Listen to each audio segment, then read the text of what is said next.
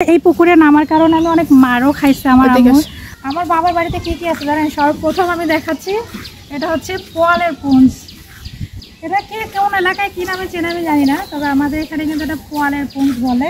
আর এগুলা কিন্তু জমিতে মাড়াই করছে, মাড়াই করার পর এখানে নিয়ে এসে এরকম একটা খাম্বা বানানো হয়েছে। আর একটা জিনিস আপনাদেরকে দেখাই, সেটা হচ্ছে আম গাছ। এই আম গাছটা হচ্ছে আমার দাদা দাদির লাগানো, দাদি লাগাইছে এই গাছটা।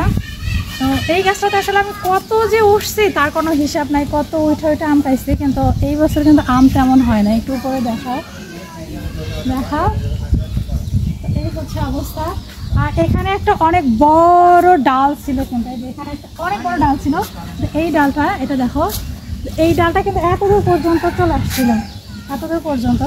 এটাতে আমি অনেক দোল খাইছি আর অনেক পরেও গেছিলাম।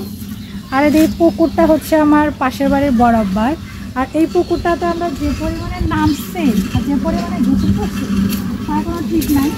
এটাতে অনেক অনেক অনেক নামছে এটাতে, এই পুকুরটাতে।